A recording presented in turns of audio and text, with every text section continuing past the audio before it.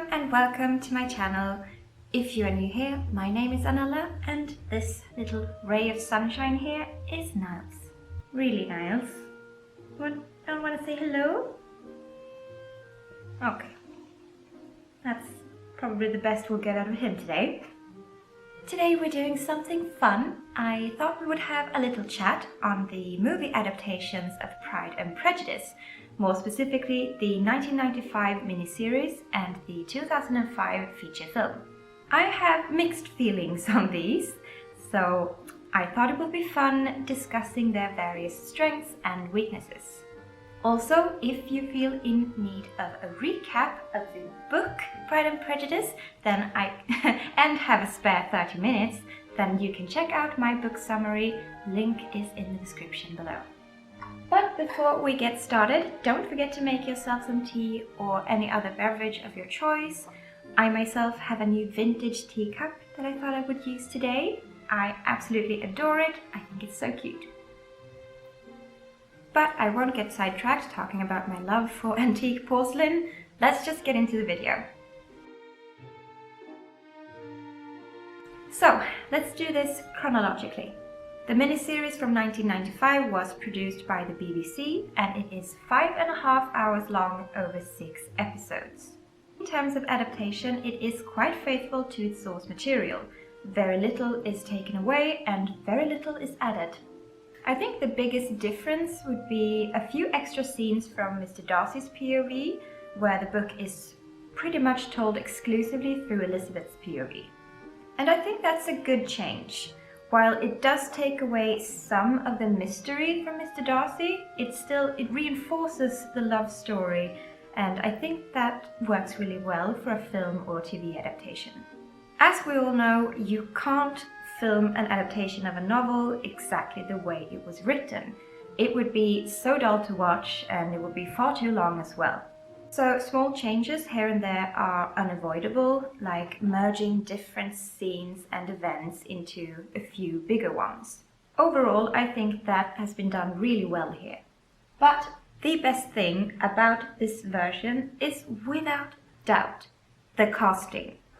I absolutely love Jennifer Ehle and Colin Firth as Elizabeth and Darcy, but also some of the side characters really shine. Alison Steadman as Mrs. Bennet is fantastic in my opinion. Don't keep coughing so, Kitty, for heaven's sake, have a little compassion on my nerve. Oh, Lydia, I beg you would stop. I am sick of Mr. Bingley. And though Mr. Wickham has taken a fancy to you, I'm sure you've done nothing to deserve it.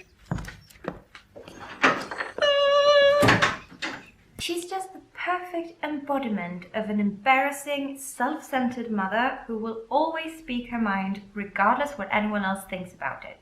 Oh, if only we'd been able to have sons. She's just wonderful, and I love her. Although, to be fair, I wouldn't want her to be my mother.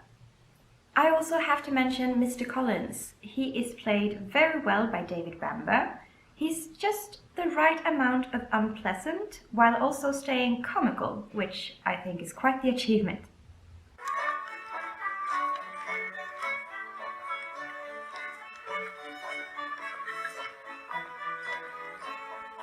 Other way, Mr. Collins. Come, Mr. Collins. My dear cousin, I apologize. I could go on forever about these amazing actors. I think they all did a magnificent job portraying these quirky and interesting characters. Something else that I'd like to praise the series for are the costumes and the sets. It all feels incredibly well researched. And I have to applaud them for actually staying true to the incredibly unflattering silhouette of the Regency era. As much as I love historical accuracy and will defend it till the day I die, I am not a fan of the Regency fashion. At least the women's fashion. Just look at this thing. It looks like a nightgown. You put this on and immediately you look like you're 12 years old. I'm aware that many people love these dresses, but I personally really dislike them. Although I've got no quarrel with the men's fashion. They look fine. Very fine, actually. I only wish that the ending wasn't so rushed, because the build-up of Elizabeth's and Darcy's feelings is great, but then they rush to that moment of them proclaiming their love for each other, and they've even skipped my favorite scene from the entire book, where they talk about their feelings and how they got to that place. Oh, got something in my eye. That is annoying. It's probably one of Niles's hairs, I can guarantee it. Another kind of negative thing I can mention here is that it feels somewhat dated. There's just something about the overall production that feels very 90s, and I can imagine some young viewers today finding that a bit off-putting. But regardless, if you're a fan of the book, you will absolutely love this series, no doubt about that. And even if you haven't read the book, you will have no trouble enjoying this and keeping up with the story.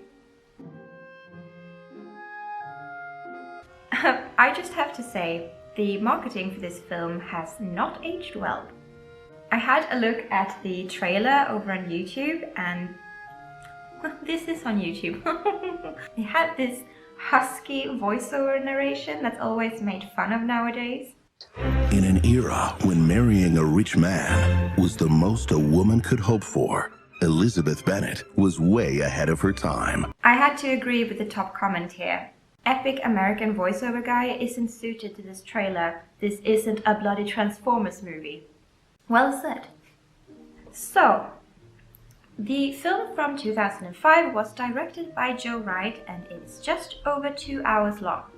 Naturally, because of the format, this adaptation is a lot more condensed.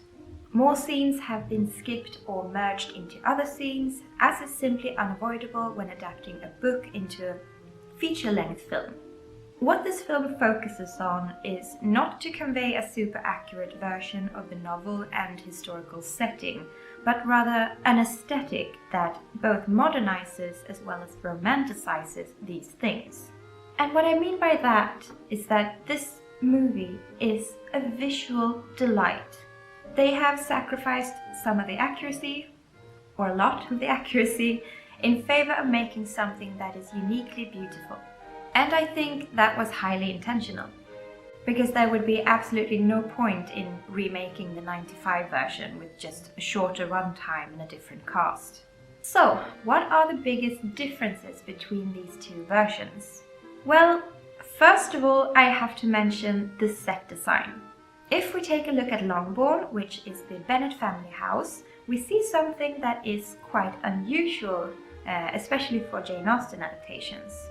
All the furniture have a kind of weathered look to them, like they've been passed down through generations. I really like that detail because it's a subtle way of showing the Bennet family as not wealthy enough to restore their old furniture. And when looking at the walls here, we see that they don't have any wallpaper and instead have this sanded blue color.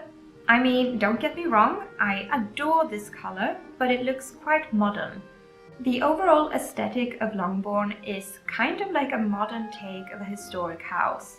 It's quite messy, but in a coherent and deliberate way. I feel like they wanted to convey the Bennet house as being a little cramped for the family, which is another detail I quite liked. When we look at the Bingleys' house, Netherfield, it feels a lot more grand, but also minimalistic, almost like a museum.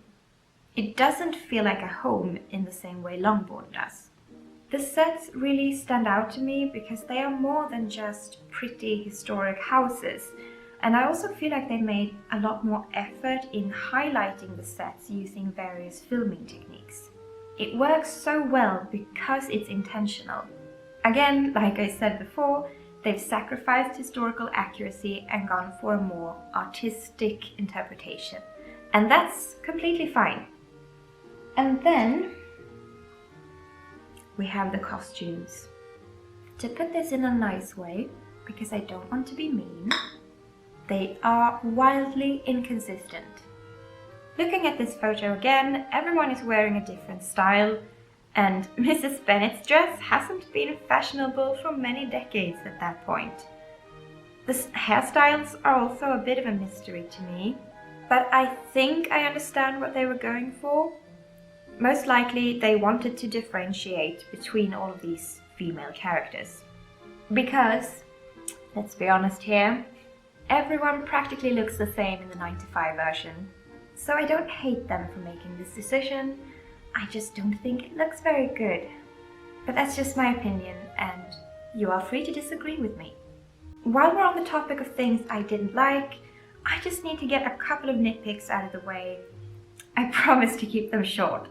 Firstly, the Bennet family aren't peasants. They don't share their living space with pigs. Remember how I mentioned the subtlety earlier? That you can show the Bennets as being less wealthy than the other families by having their furniture looking a bit weathered, for instance. You don't have to rub a pig in our face to make that point. It's okay to be subtle. Secondly, the characters don't really act like it's the 1810s. Etiquette was a huge part of this era, and when you remove that etiquette, you lose all social context. Keeping etiquette in some places and then removing it in others creates plot holes, and it makes for an inconsistent experience. Now that I've had my tangent, let's talk about some things I do like. Number 1, Rosamund Pike is perfect as Jane Bennet, and I wish she had more screen time. 2, the soundtrack is beautiful and works really well with the overall look and feel of the film. 3, Judi Dench is fantastic as Lady Catherine de Bourgh. And 4, despite it making no sense at all, I really like the scene with Elizabeth and Darcy over at the Misty Field. It is stunning and it works really well as a romantic climax. Overall, I don't hate this film, far from it. I can enjoy myself rewatching this again and again. But if it was a choice between the two, I will always pick the 95 version. Because why settle for 2 hours of Jane Austen when you can have 5.5? And you can't beat Colin Firth as Mr. Darcy. You just can't. Well everyone, those were my thoughts and feelings on these 2 adaptations. Now I would like to know your thoughts and feelings, so please share those in the comments below. If you enjoyed this video, then you can let me know by giving me a thumbs up, and if you really enjoyed this video, then you can also consider subscribing. Niles and I thank you so much for watching today, and we hope to see you back in my next video.